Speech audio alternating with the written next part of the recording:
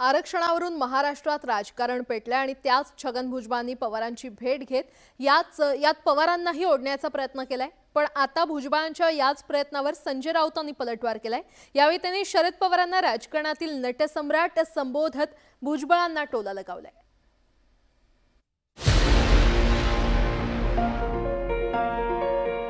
शरद पवार ये सबसे बड़े सम्राट है, नटसम्राट।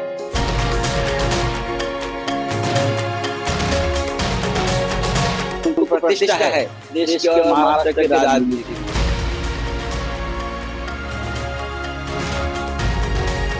शरद पवार केवळ महाराष्ट्राच्याच नव्हे तर देशाच्या राजकारणातील दिग्गज नेते।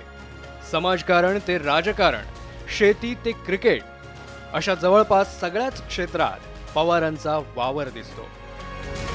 त्यामुळेच वयाच्या 84व्या वर्षातही पवारांचं महत्त्व कायम आहे। हे महत्त्व कायम ठेवण्यासाठी पवारांची दुर्दम्य इच्छाशक्ती ही कारणीभूत आहे। भविष्य काळासाठी तुमच्या पक्षाचा आश्वासक चेहरा कुठला? शरद पवार।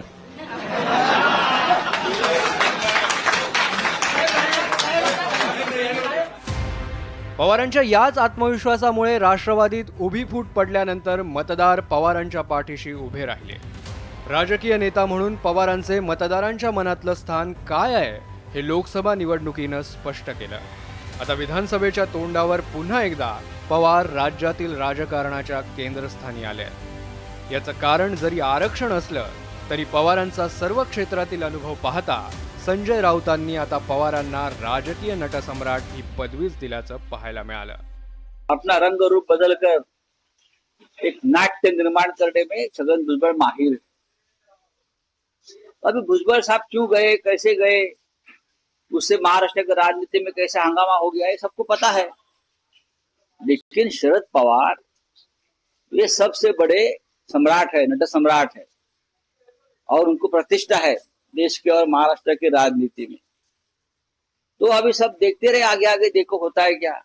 ये जो है वो महाराष्ट्र में फिरता रंगमंच होता है, मोबाइल स्टेज घूमता रहता है।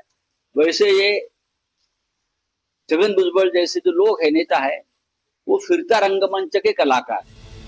संजय राऊतांच्या या विधानानंतर अपेक्षेप्रमाणे सत्ताधाऱ्यांच्याही पवारांवर प्रतिक्रिया उमटल्या।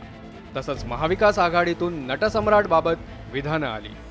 कालपर्यंत त्यांना शरद पवार साहेब हे सामनाचे जरा जुने अग्रलेख त्यांनी लिहिले ते काढून पाहावे। तर कसं आहे, ती नजर आहे ती बदगत आहे, बदलणारी नजर सगळ्यांनी।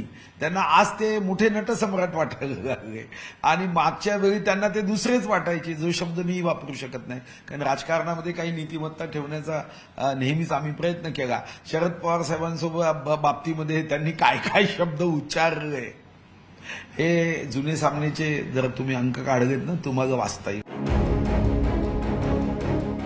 शरद पवार हे गेल्या 65 वर्षापासून राजकारणात सक्रिय आहे। या 65 वर्षांच्या राजकीय प्रवासात पवारांनी राज्याच्या मुख्यमंत्रीपदासह केंद्रीय मंत्रिपदापर्यंतची अनेक महत्त्वाची पदं उपभोगली। पण त्याच वेळी शरद पवार क्रिकेट आणि कुस्तीसारख्या क्षेत्रातही डाव खेळले। त्यामुळे राजकारणासह सर्वच क्षेत्रात वेगवेगळ्या भूमिका साकारणारे शरद पवार यांना नटसम्राट म्हणणं तसं गैर म्हणता येणार नाहीच। आता विधानसभेच्या स्टेजवर हे 84 वर्षांचे नटसम्राट कोणती भूमिका वठवतात याकडेच सगळ्यांचं लक्ष लागलंय। Bureau report, news 18 Lokmat.